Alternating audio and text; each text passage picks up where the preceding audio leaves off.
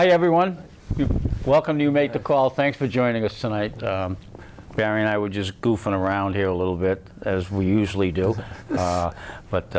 Anyway, we thank you for joining us tonight. We got a lot to talk about tonight. Busy program, and as much as we don't like to like rush into everything right away, you know, we like to banter a little bit. I think we got a full plate tonight. So, absolutely. Absolutely. I think that we're going to keep short our little playing around and get right on some of this stuff. Okay, is that all right with you? Absolutely. Okay. I wanted to address first. I saw an article in the newspaper, and some things jumped out at me on the and it's the Birch Hill project. We'll kind of give a little update on that for those of you who didn't see the article or saw it and just bypassed it because it wasn't something you wanted to read at the moment. But the Birch Hill project is located off of Birch Street in West Peabody, Ward 6 on Villa Lane, and it's been delayed. The developer, it's Carl Krupe, is it? Yes, it is. Carl Krupe. He laid waste to the land and just stripped it down like, you know, I don't know if he used Agent Orange or whatever he did, but he took everything out, left it the way it is. What, it's been like for 2 or 3 months now? Since end of April. April, there you go. And so nothing's been done. It's been laying undeveloped and all that. And the reason I wanted to bring it up and just talk about it a little bit, because it goes somewhat to the themes that we've been talking on this program for a long time about how government really doesn't tell us everything that's going on, how government doesn't, you know, keep us informed, and gives us half the story or no story at all or whatever, and how, you know, it kind of bothers me as a citizen, and I hope it bothers you too. But when you don't get the right answers, or the answers you get are not really being stretched out, you know, I think sometimes you got to call people on it. In this case here, the developer, Mr. Krupe, who I know you know because you dealt with him when you. I dealt with him with the original permit. Right. Yeah. And the thing is, he said that he wasn't able to do anything on the property for the last 3 or 4 months because of the walk off, the what they call lockout or walk off work stoppage by National Grid. And a spokesperson for National Grid basically said that wasn't true because the unions involved were in a different territory. In other words, they were part of the national, I think it's the National Steelworkers, I think. Yes, there's a bunch of unions involved in that. And but they weren't really part of that particular group. Wasn't really part of this territory. They buy territories or regions or whatever. So she said it should not have any effect on the stoppage. And so then Mr. Krupe went to a meeting, I guess, of the neighbors and with some of the city officials, including the new Ward 6 councilor. That was at the planning board. At the planning board, okay. Mr. O'Neill, and I guess there's a litany of reasons why the project hasn't been developed, and one of those reasons happened to make its way out. One of those reasons was cited as this work stoppage that we just mentioned, but the other litany of reasons, although I don't know all of them, one of them was that you know, Mr. Krupe has other developments he's developing, and he was spending time on those, and you know, that type of thing. So I got a feeling that's probably that's more the truth than the work stoppage. The reason I wanted to mention is because I don't think that it's fair to people to tell them that you're not doing something because of somebody else's problem, you know, and really, you know, you're knee deep in why you're not doing anything, and so that's why I bring it up, and that's why I wanted to mention it. I thought it was a little bit. I did think it was very underhanded by the developer to do that. I also wanted to call attention, you know, to Mr. O'Neill's comments about that although he He understands the neighbor's objection to the project because of quality of life issues. He said, but, you know, I'm sure they're all in favor of progress. They like progress. And that's what jumped out at me. That's why I said, well, wait a minute. Well, I don't know how every elected official in this city seems to think that the more you develop, it's progress. I don't think more development is progress. I just don't. I think it affects all of us, not only in our pocketbook. I think it affects our quality of life. It puts tremendous stresses on our infrastructure, our resources such as water. Okay? And so the thing is, I think the city officials in this city are not bright enough to understand that all of the development they're pushing for, okay, is hurting us. It's hurting us citizens because it's putting us under a lot of pressure, quality of life, costs of the, in the pocketbook, and wondering if low water pressure, insurance rates, all these things. It's all about development. That's what's causing all these things. They can't make that connection. So when Mr. Councilor O'Neill mentioned that, I said, another one that doesn't get it, okay? And I failed to see how you could call the Birch Hill Estates project progress. I would argue successfully, I think very successfully, with anybody who wanted to sit down and talk about that project or any other project that's been shoved down our throat in the last number of years, that they are in fact not progress. They're deteriorating our quality of life in this city. And I would like to have that discussion with anybody about that. And I think that progress, to my understanding, Barry, is moving in the right direction, correcting issues that need to be corrected, improving conditions. Okay. Now you tell me the Birch Hill project improves the conditions up in off of Birch Street. It's near a school. You're going to have all kinds of truck traffic going in and out, lay down areas for and all that. I don't know how that improves the conditions up there. Well, there's a couple of things. I was involved with that project before I left the council. Right. And the council per se, that development technically is allowed by right. It's an R1 zone. He could build houses there. The planning board puts what we call an order of conditions on the property. I was through all those conditions. I tried to negotiate and protect the neighborhood. And for him to say that there was never any talk of natural gas. He would not commit to natural gas because I sat with meetings with the guy. He's so disingenuous and so arrogant. He would not commit to natural gas because it's always about the money. Okay, so that was the first thing. We couldn't even get an agreement where I wanted the rock crushing equipment 500 feet away from Brookbridge Road. And then at the end, because I was out of office when I came in, and then we'll put it 250. So everything that's been done, then we didn't get a construction plan. So who is the person, I guess, or who, if it's not, the council has no say in it, it's the planning board. So who is holding him accountable? He didn't even give us a construction plan. Now, because of the complaints, and Councilor O'Neill called him to the planning board, and he did us everybody a favor by showing up there, Mr. Krupe. In person, no less. Huh? And it's still open-ended. He's still saying, to my opinion is, he's trying to wait till next year. And that's all well and good, but why did you have to clear-cut the land? Was that just stick it up the neighborhood's rear end? That's what I get out of it.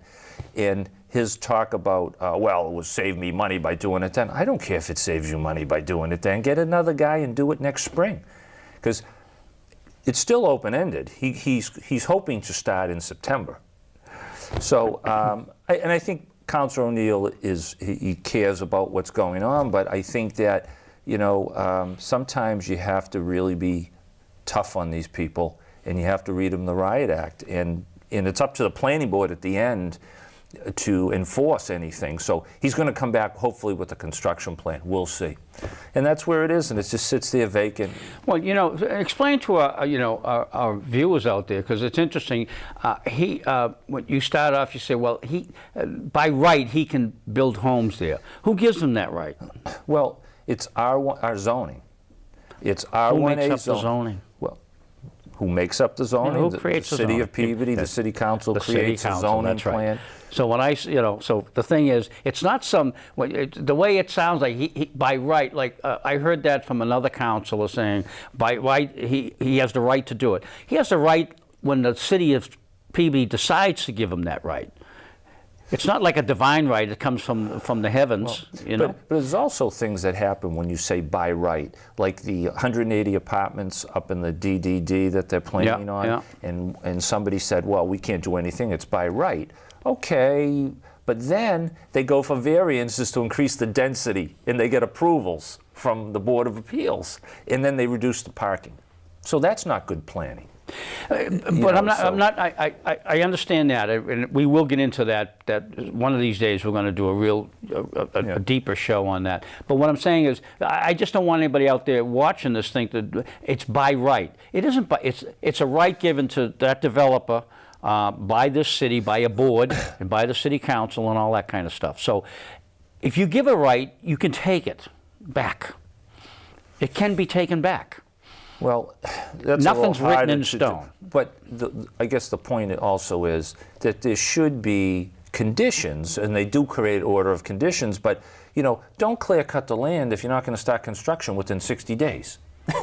He clear cuts it and waits a year, just like Marchese did on Route 1, and we know where that project went. It turned into a disaster. Yeah. So, if you're looking to cut back development, I mean, there's all sorts of ways to cut back development in residential neighborhoods. If you're concerned about overdevelopment and quality of life. Who sets the policy?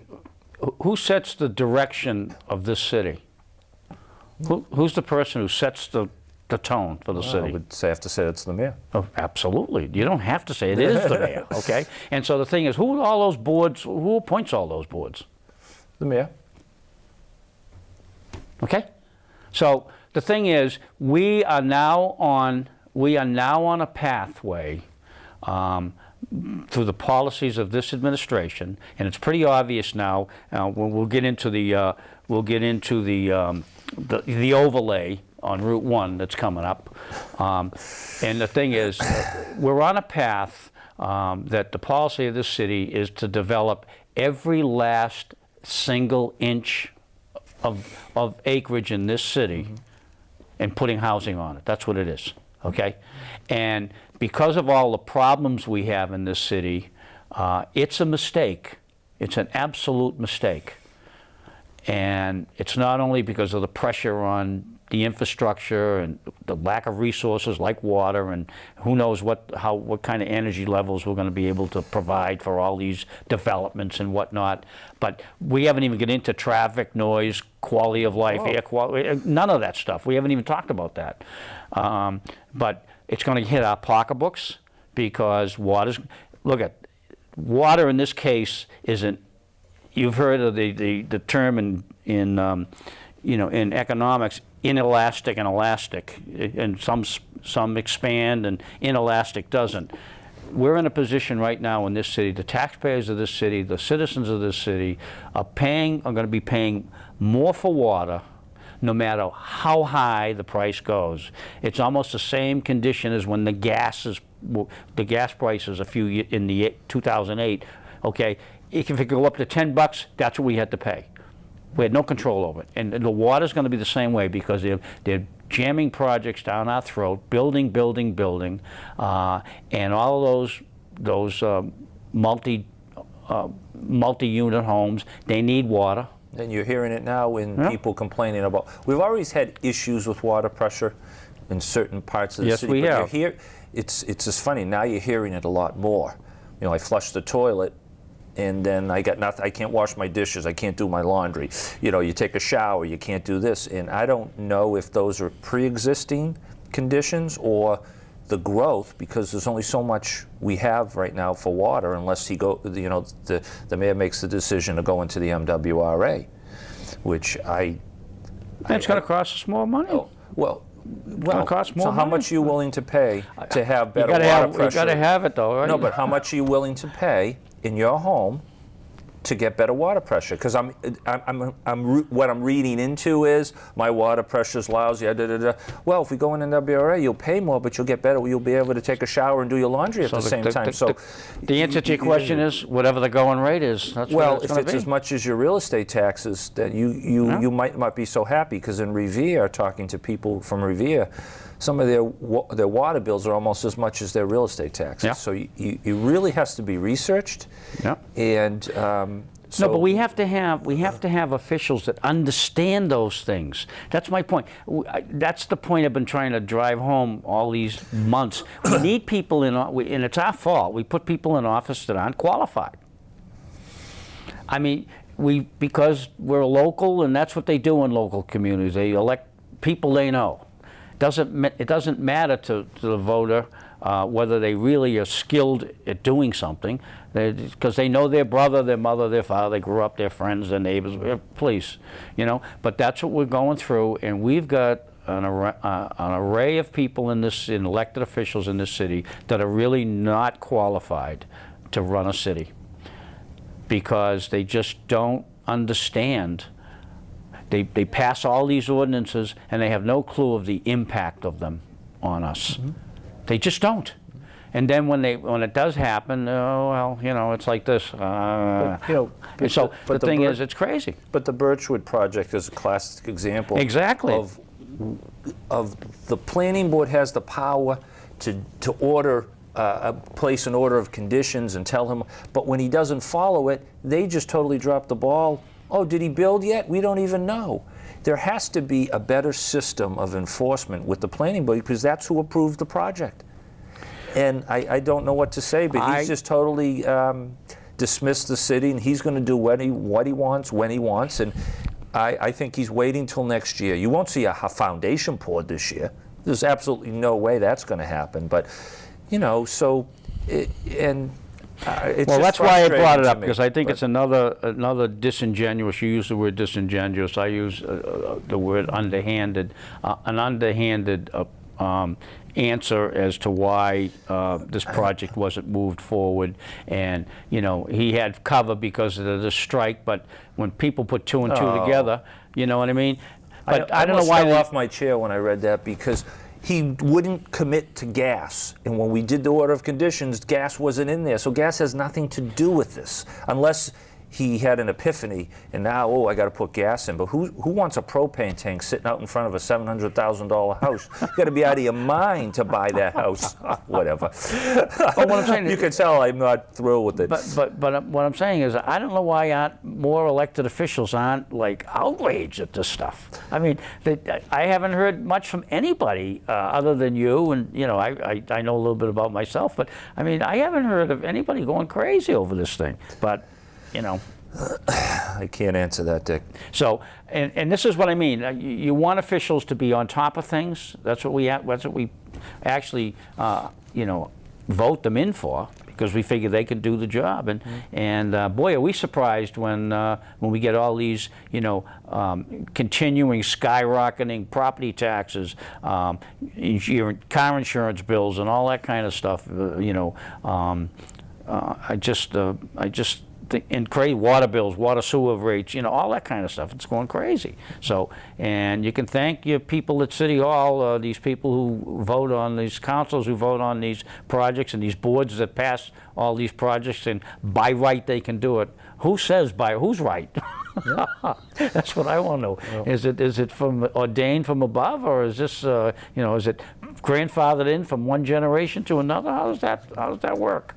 I think it has to do with somebody voting and approving. So if that's the case, then they're city workers, and they work for the mayor, and they work for us, and they're appointed by the mayor, and so I think they're accountable. There's nobody that's not accountable in this world. I mean, they can indict him. They can indict presidents. I mean, they can impeach them and everything else. So I can't see a planning board member or any of these other boards being able to walk away and just, hey, I'm God, I can do what I want. But they're not held accountable like an elected official is. That is true. If I don't like what the planning board does, I can't unelect them. No, I can't go in and vote against them. That's true. So, but you can get the mayor. Well, that's a different Yeah, discussion. you can get the mayor. You can unvote him, okay? But anyway, so, all right, so I just wanted to give you an update on that in terms of, so supposedly that's not moving forward because of a gas strike or whatever. Right. But we know that's not really true. It's a bunch of reasons. We know one of them is the work stoppage, but another one is Mr. Krupe has other irons in the fire, and he's doing those as well. Okay. Now, one other thing we want to get to. Oh yeah. I know this is both of ours, one of our favorites. We got the good news and the bad news. So, why don't you give the good news? No, I'll give the good news, and you give the bad news, because you're better at giving the bad news than I am. The good news is that the registry is going to be opening in Danvers, where the Chili's on Route 1, the Chili's Plaza there, and it's going to be opening. That's the location that's been selected, and I don't know when they're going to start building out and all that, but I guess, I don't even know how long it takes, but a year or something, I don't know, 6 months, 8 months, I don't know. I would say at least, yeah. So it's coming real soon, so that's good. We've been wondering if there was going to be a registry near us, and there is going to be one right near us. Now the bad news. Well, when the registry, it doesn't surprise me at all, first of all, that it's in Danvers, because the senior state rep wants it in his community. Tom Walsh worked very hard to try to get it into Peabody, and which I think it would have been better off serving Peabody.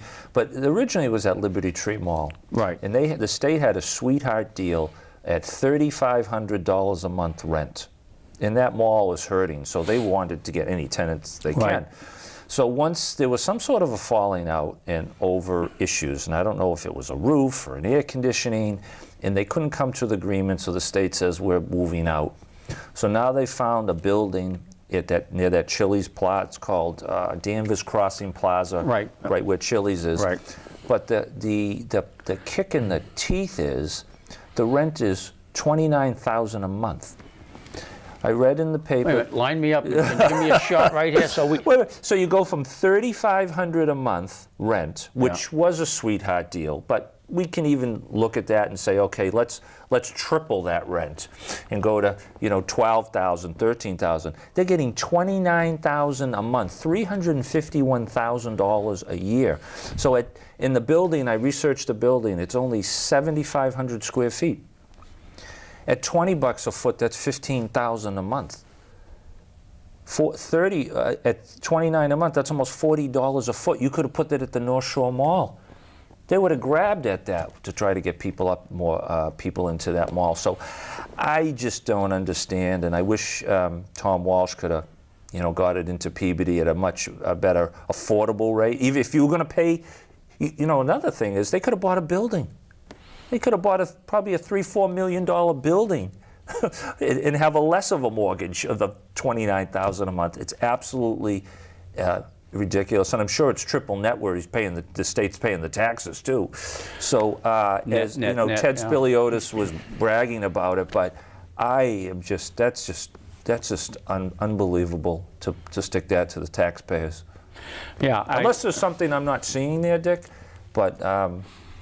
It is. Again, we have officials at all levels, in America that, they just don't care about our pocketbooks. They just don't. They spend our money like it's like drunken sailors. And it might go up. That's what it said in the paper. The landlord's looking maybe for an increase. Yeah, of course. Yeah, it's tough. You got to buy. You got kids to feed. I can't explain it. But so the good thing is, like you said, the registry's open. But so I'm assuming fees are going to go up.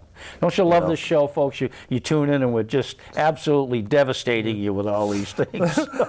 I mean, it's just, but that's the state of our world, I guess, in our city. I mean, but what it is, Dick, is also I wish we had 20 good things to talk about. But what you're showing is you're pointing out the hypocrisy of what's going on, because if I was renting a space and looking to move my business, would I just jump in and pay $40 a square foot? No one would. When you're spending your money, you don't do that. You don't but do when that. you're spending your money and everybody else's money, I'll spend it carte blanche. Yeah. And that's, you know, you want That's so true. That's so true.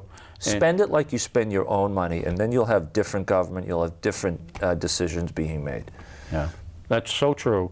When it's your money, it's different, but when it's our money, well, you know, you just can't give government enough. Oh, They can't give them enough. crazy. So anyway, so the registry is coming soon. It's going to be, you know where it is now. They call it Danvers Crossing. I knew that, but Crossing Plaza. But it's basically where Chili's restaurant is on Route 1, so that's coming in the next maybe 6-8 months or whatever. Coming at a very high rate of, but well, that's okay because we'll spread it out between everybody in Massachusetts. I guess I don't know, but anyway. Okay, now there's another issue we wanted to talk about. That we wanted to finish up on it a little bit, and that's the cell tower issue in South Peabody. You know, so we have discussed this a few times, and the last time we discussed it, we kind of ended up with you know, we may be getting sued. Because you know, we've moved it 2 or 3 times, and you know, and it's become a horror show, and I think the threat of suit is still there, isn't it? I think. Absolutely. The latest version of this, you know, first it was a cell phone tower here that was denied. Right. A cell phone tower there. Go ahead and put it up, and then somebody complained. And that was at Michael's Limousine down in South Peabody, in that area, and it was there was complaints about it being located there, so they moved it over to Coolidge, which the city had recommended. Right. And they had told them to go ahead, and then something changed on that. And now that's Comcast, right? Is it Comcast or Verizon? Verizon. Okay. Verizon. So Verizon was told that, hey, you start making plans to build them at Coolidge, right? And then somehow that's off the table. And the city was going to get rent. And the city was going to get for rent, putting on city land. And that went out the window because somebody complained. And so the city folded on that one. And now Verizon has come back with a proposal to put up 14 poles in the city. I think 13 plus 1 existing. But what I don't, and I started doing a little research on it because at the beginning, you know, once I was out of office, I really didn't pay as much attention to it. Right. But you know, I was in office when this was being discussed, but now the polls came up. So originally, the purpose of the cell phone tower was to solve a problem in coverage in Ward 1. That's right. Now this is morphed into poles all over the city. They're in Ward 6. So how did we get from a lawsuit for a cell phone tower to putting up poles all over the city?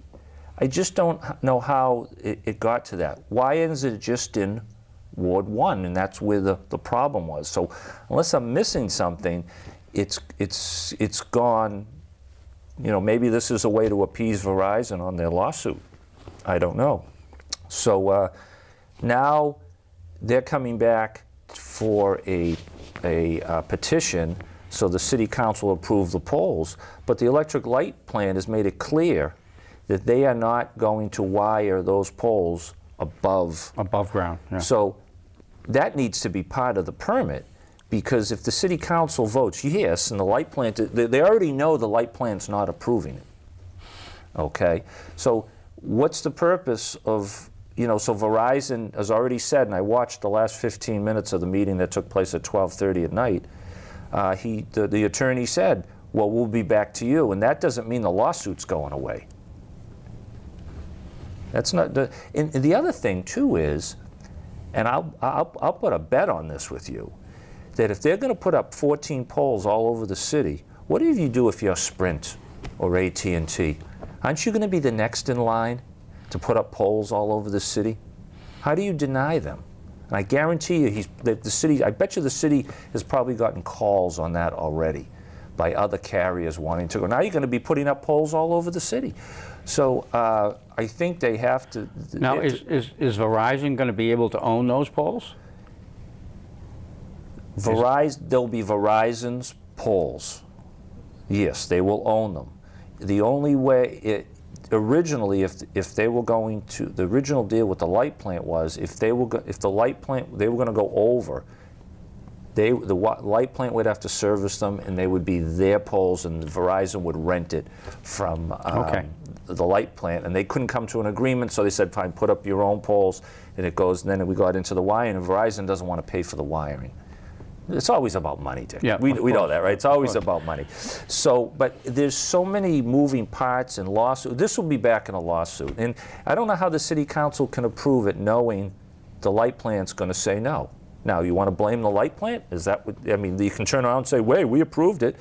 But if you put it in the special, and it's not a special permit, it's a petition, but if you put it in the petition and Verizon takes us to court, again, then you say, wait a minute, we gave you the option, you just have to put it underground, and you said no. Seems to me we'd have a legal standing, maybe we could win that one. I don't know. But the question is, do you want to put up 14 poles, because how many more utility phone companies are coming that will want to put up cell phone antennas on poles? So I just don't know where, it's a mess. It's a saga, I guess, if you want to call it, and not a good one. So the status right now is that Verizon is moving ahead with its plans to Yeah, sue. they're coming back. No, they're coming. The lawsuit is just set aside right now, as far as I know, because they're waiting to try to get these poles approved. And this is the hearing where 5 councils now can't vote.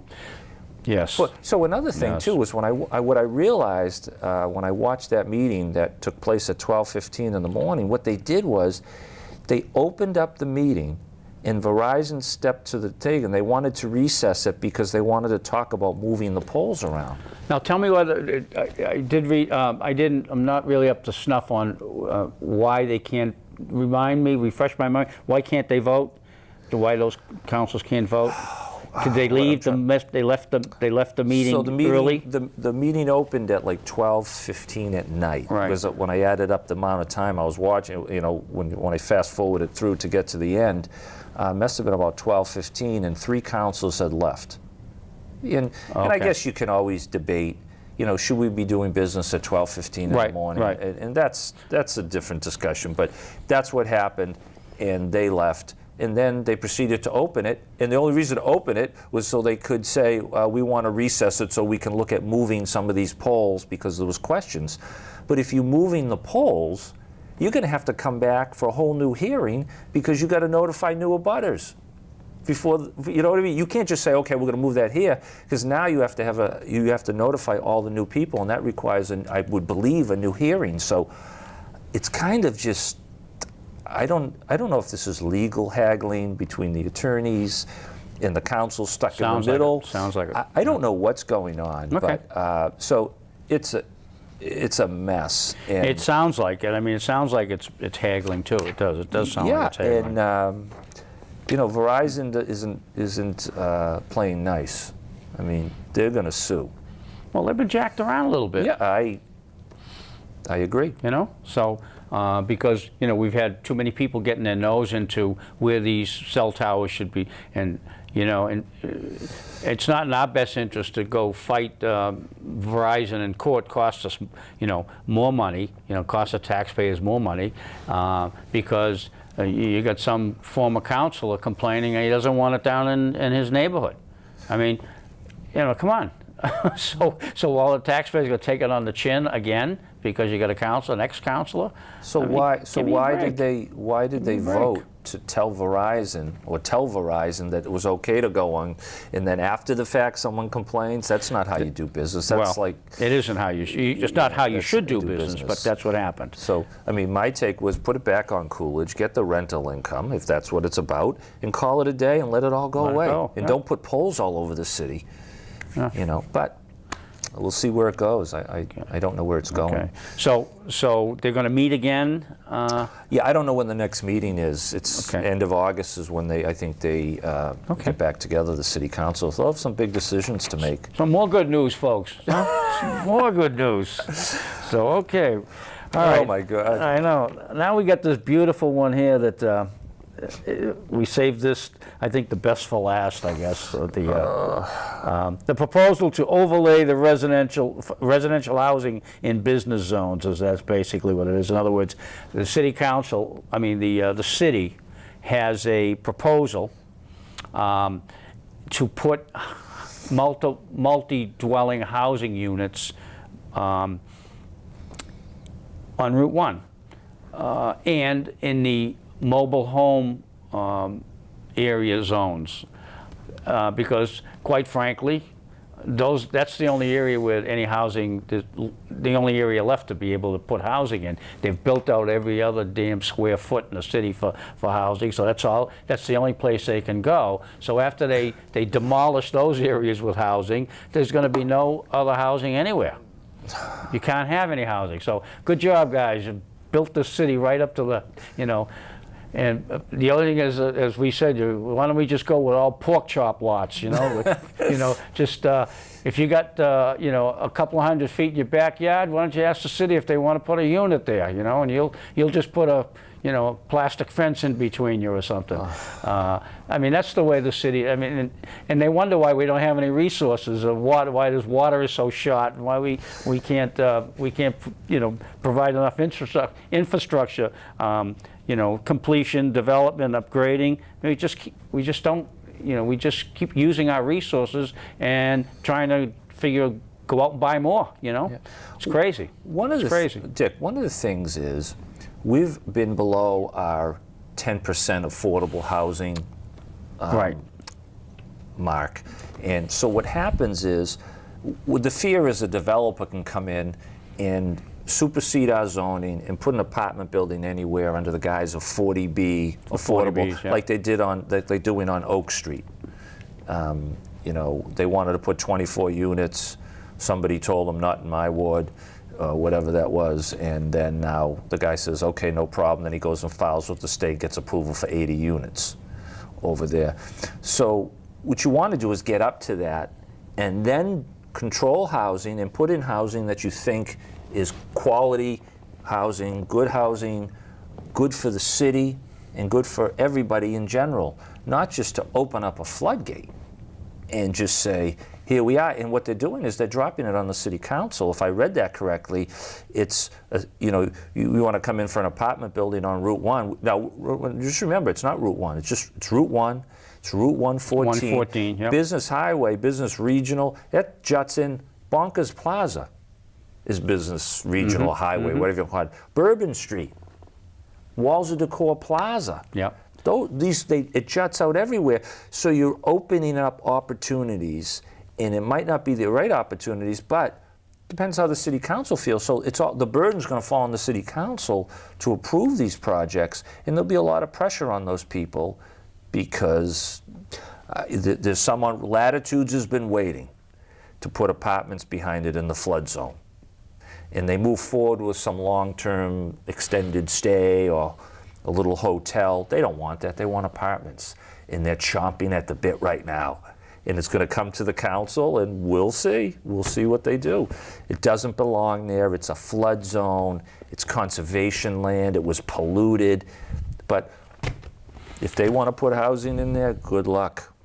Well, the community development department is actually running this proposal by everybody, and obviously, it's coming from the mayor's office. The program director is not going to be pushing a project that's not in the best interest of his boss. So let's say the mayor and probably a lot of members of the city council support this kind of a policy of putting housing, multi-unit housing on 114 and on Route 1. And so I was looking at the article, and it kind of tickled my fancy. It's the geniuses running community development that are in favor of this housing, but they say, well, they're in favor of any type of housing, of course, based on what it looks like and where it is. So I'm saying, say what? Say, what? Run that by me again? Can you repeat that? I'm in favor of any type of housing, depending on, of course, on what it looks like and where it's located. Okay. Hello? I'm getting a drift. It sounds like, it sounds like, you remember the comic strip Far Side, The Far Side? It sounds like something from right out of Far Side. What? Say what? Can you repeat that? And so then Councilor Gould chimes in, and he said he would be receptive to more housing, as long as it's within the structure of the neighborhood. Okay. And so I'm assuming he's saying if it doesn't degrade a neighborhood. I guess that's probably where he's going with that, and it improves it's not out of character for a neighborhood. But when you have a director of community development says, well, we probably can't do like 450 units anymore, but we can do a few 200 units, and maybe a couple of 120 units, and you say, it's like what? It's like watching two people play tennis, batting the ball back left and right, and you don't know what's going on, who's hitting the ball. They're just banging it all over the place. So now Gould says, yeah, he's receptive, but it's got to be within the character of the neighborhood. Well, tell me which neighborhood. Well, that's a good question, Councilor because Gould. you're talking now residential areas. Yeah, of course. So, Councilor Gould, please tell me which neighborhood that you can fit a couple of hundred units or 120 or anything like that without it disrupting the neighborhood. And I know you're the chairman of that industrial board for the city council.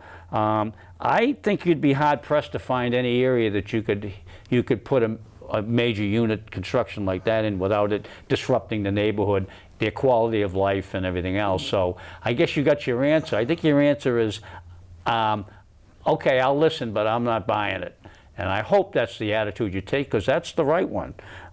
What is it, the R2? Is that the what it R2, said? well, no, the R2 is downtown more. And it's not that, because they can't come down this way. But they can go up.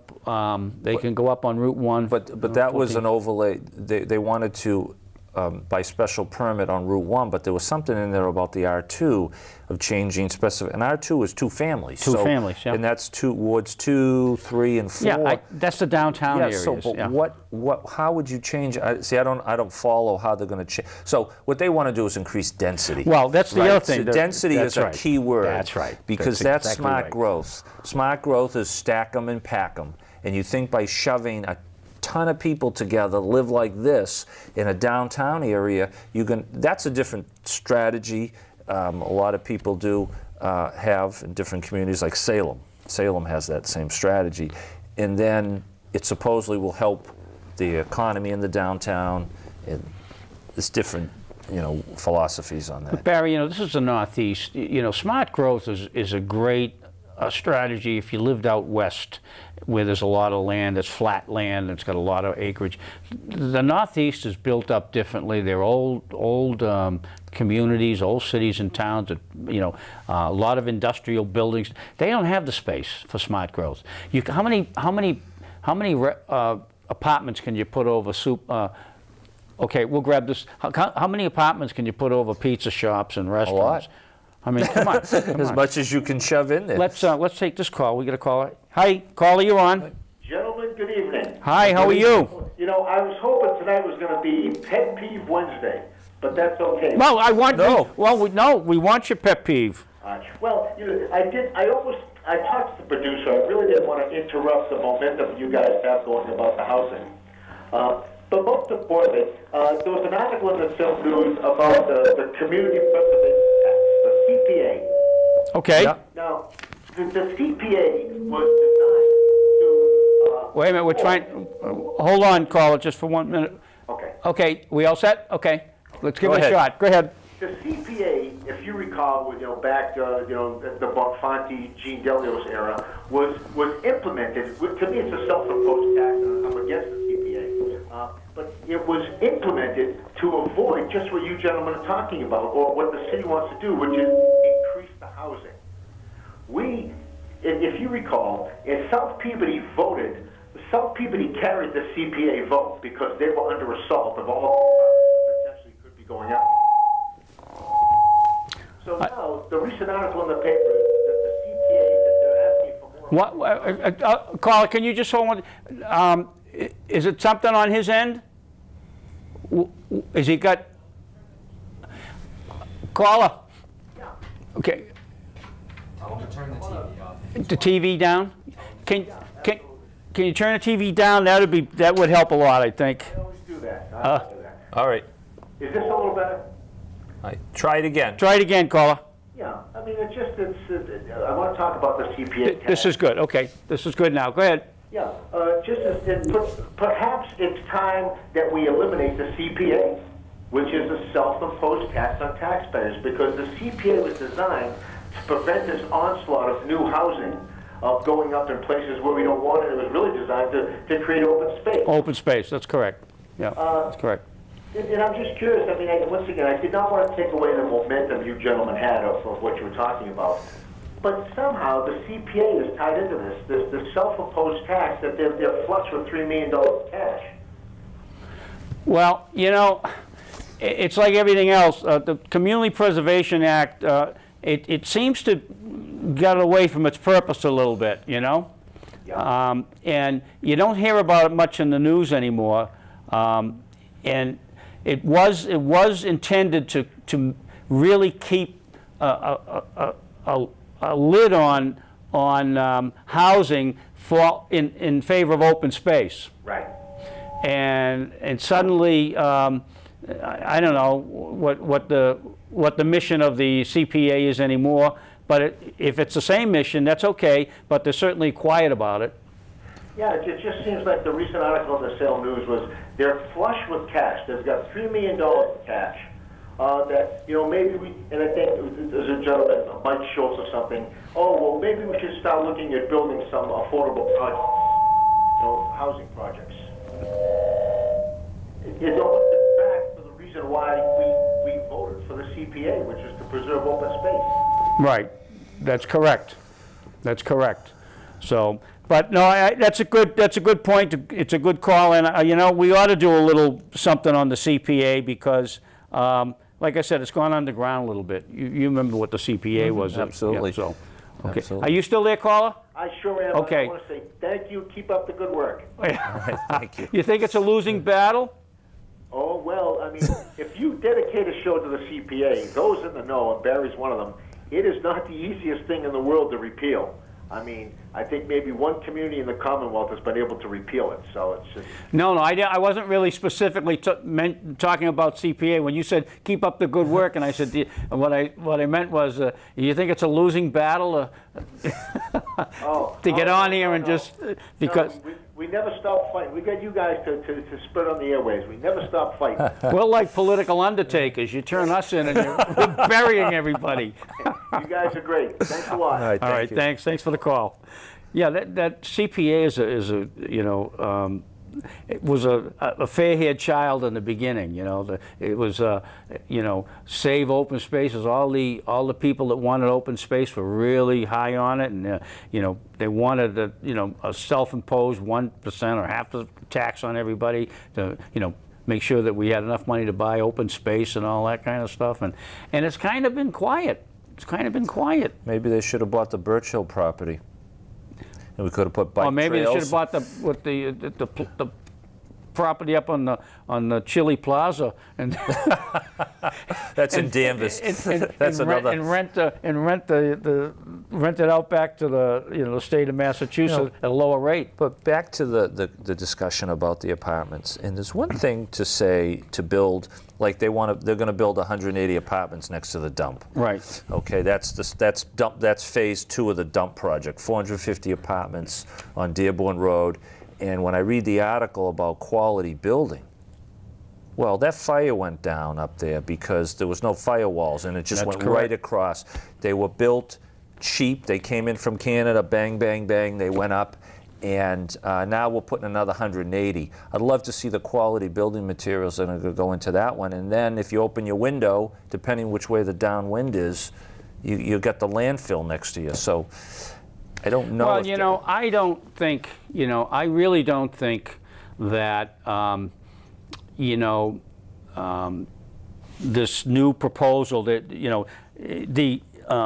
the new proposal for the zoning is supposed to be, they kind of compare to the one we have in place right now, the zoning we have right now. The new zoning proposal that we're talking about, this overlay, well, they're going to address things like they're claiming, that this new proposal will hold the builders to a higher quality, the construction people to a higher quality, materials and all that stuff. Right. Well, look at.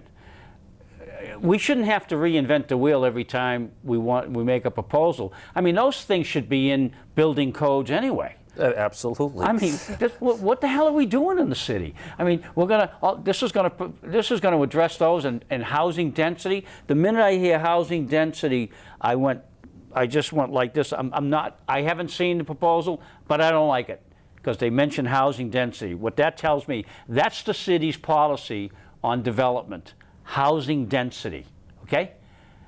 And if for those of you not figuring out what housing density is, it means a lot of housing, okay?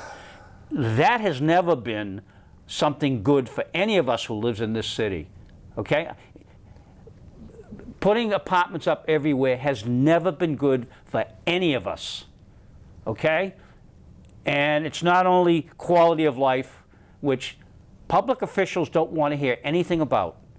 You talk about quality of life, they start rolling their eyes. Well, if you were putting 450 units in their neighborhood, you'd see what would happen, okay? But the point is, quality of life is important to each one of the citizens of this city. We pay our taxes because we want to live in a community that we can breathe, walk around, and not fear getting run over by traffic up the yin-yang. And, it's a situation where when I put on my shower, I want to be able to run my washing machine too at the same time.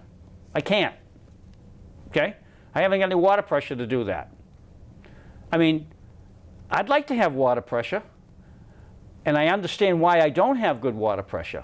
I do understand that. It's because they're using too much water, and it's got to be, and then, we can't supply electricity because we got too many people in this city, too many houses in this city, too many, projects and everything, too many businesses, buildings, and everything else.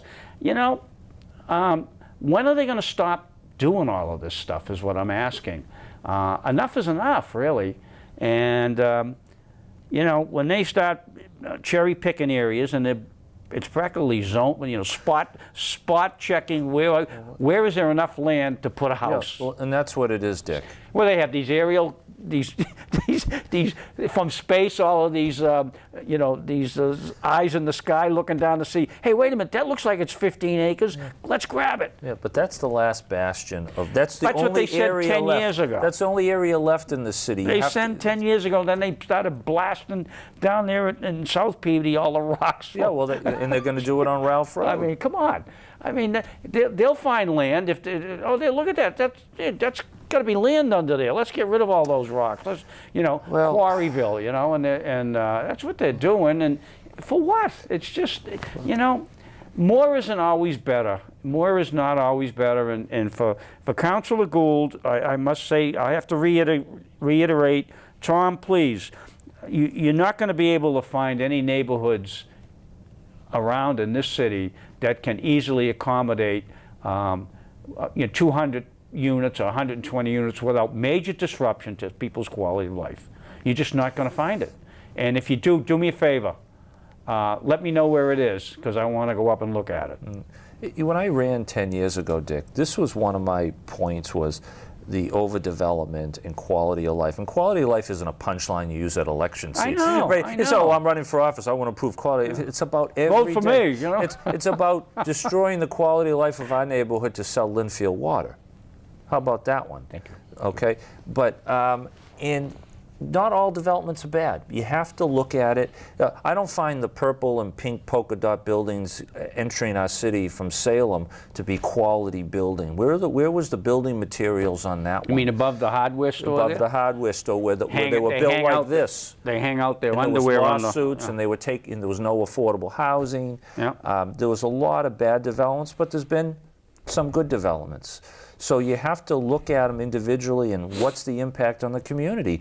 And by just opening it up, a carte blanche, you don't know the impact on traffic. You know what the traffic will be. No, you do know what the You impact know, on another traffic. point too. We is don't need to do another traffic when study. they changed the traffic pattern on Main Street and Peabody Square, all those neighborhoods got impacted on Tracy Harris because everybody's cutting through. True. So that's, you're talking about neighborhoods off of Route 1. All these people are going to be diving through these neighborhoods to avoid the traffic. So what's the impact on our schools? How many children could be in this? And I got a count of about probably 800 to 1,000 units right now that are going to be built in this city. And, some are good, maybe some aren't good. But somebody's got to make a decision, and they're putting a heck of a burden on the council. And I hope it's for the right reasons, and not because Danisco or whoever that is behind Latitudes is grinding to build some apartments there because he made a bad decision when he bought the land. I've seen it over and over again, and let's hopefully I hope they don't change it. I really don't. Me too. And I get nervous when I see the proposal, and as opposed to the original proposal, this is what the new proposal is going to do, and I don't like the language But of the the new other proposal. thing is it's a guy. I don't like the thought process. That behind it. article talks about keeping young people in our communities. I know. Well, how do you keep young people in our communities if the rents are $2,000 a month? What young person graduating school can afford that? Talk about needing affordable. Peabody Square at that hotel, or not the hotel, the 20 apartments. He was talking $1,100-$1,200 for a studio. What can young person afford that? But you see, what they're doing is, it's the old political gamesmanship, okay? In order to sell something, you got to come up with things that are touchy, flashy, catchy. And so, who doesn't want young people to be able to stay in our community and to live in our community? But you know something? It doesn't work that way. You know what I mean? They got to have a good job, a good paying job, and all that kind of stuff. Very good paying job. And the thing is that it catches people, especially the parents, to say, "Oh yeah, I want my son and my daughter to be able to live in this community." Well, you know something? That might not be reasonable for someone with the income they have. Okay? I mean, it's just not reasonable. And so the thing is, it's a catchy phrase to try to say, yeah, that's right, we want young. Of course we do. But $2,000 a month, $1,800 a month, rents or whatnot, not going to do it. And Not going to do it. Look at Brooksby Farm. What's the senior? Village. Brooksby Village. Village, yeah. It's a great thing. But you know what the impact on our community, where we have to have a fire truck running up there 6 times a day? Why don't they pay for a fire station up at Brooksby Village to take the burden off our fire department? But I know. that's too much to ask, Two, right? YouTube. Okay. Yeah, that's why I wanted, last minute, I'm going to do that. Yeah, okay. And that's true because, the resources that Brooksby Village takes from us, our city, is pretty significant too. So everything impacts us, the way we live and how we live and everything. That's why people should be paying a lot more attention to the development mentality of this administration, I think, and not only this one, but even past ones as well. But it's not helping us at all in terms of our quality of life. But anyway, so the good news was we've had some, we have 1 minute to go, and I mentioned now, we got the graphic that we can put up there. We've got, it's not going to be live tonight, but you can get it in the morning. You see on the screen there, we're going to be on youtube.com, and it's You Make the Call. And that's how you can Google that. And if you missed the show, you can watch it again. Yeah, if you missed the show, you can watch it again. And so from now on, that's what we're going to be doing. We're going to be on YouTube, and everything's all set up. Tom's saying, get off, get out. Okay, I'm out of here. We're out of here. Thanks a lot for Great joining night. us, and you have a great time, and you know, enjoy Let's the hope for night. cool weather. We'll see you. Hope we have better things to talk about next time. Take care.